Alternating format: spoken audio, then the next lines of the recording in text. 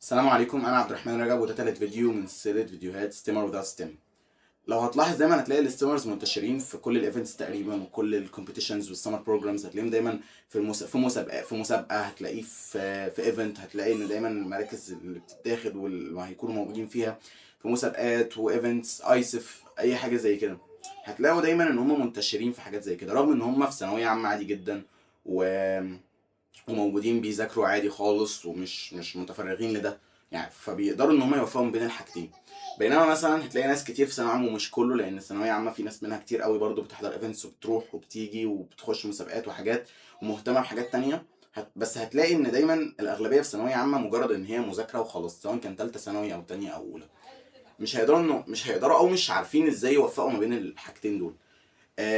الفكره ان عندنا في ستيم هنا الكوميونتي بيساعد في الموضوع ده. فكره ان انت كل اللي هناك بيذاكر، فانت ايه المميز فيه؟ انت دايما بتحاول تدور على التميز، لان انت وانس ان انت فكرت ان انت عاوز تخش ستيم او ان انت عاوز تبقى ستيمر، فدي حاجه انت عاوز تتميز عن الباقي.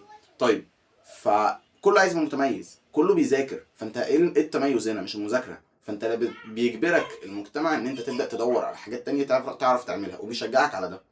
بيبدا في تشجيع ان انت تقدر تعمل حاجات تانية جنب ده. طب لو مفيش الكوميونتي ده، انت بتبقى عاوز تبقى مميز كستيمر، فهو دي حياه الاستيمر. اللي عاوز ان هو يبقى ستيمر لازم يبدا يفكر ازاي يبدا يوفق ما بين الدراسه، ما بين الكومبيتيشنز والبروجرامز وكده. الدراسه مش كل حاجه، يعني خلينا متفقين ان المذاكره مش كل حاجه ومش نهايه الدنيا. هي كلها في الاول وفي الاخر ثانويه عامه، ومش يعني مش هتموت بعد ما لو ما جبتش الدرجه او لو ما ذاكرتش اليوم ده.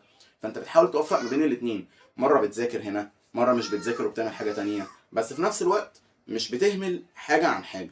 لا، انت بتقدر ان انت تخش مسابقات، وفي نفس الوقت انت عندك مذاكرتك. انا مثلا بخش مسابقات وايفنتس وبحضر ايفنتس وبذاكر وهكذا. فكون ان انت مجرد روبوت بيذاكر، لا. ولو سالت، بحيث انت مثلا لو هتفكر انت تقدم على منح او حاجه قدام، هتلاقي ان معظم الجامعات ان لم يكن كلها هي مش عايزه روبوت بيذاكر، مش عايزه شخص مجموعه عالي وخلاص.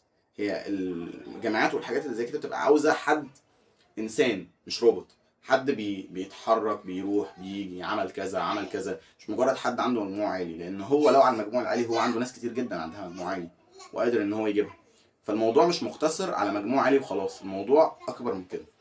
فده كده باختصارا، والفيديو الجاي ان شاء الله يبدا يوضح اكتر ازاي تقدر توفق ما بين المذاكره الدراسه وان انت تخش من الكومبيتيشنز والسوشيال لايف وكده. شكرا، السلام عليكم.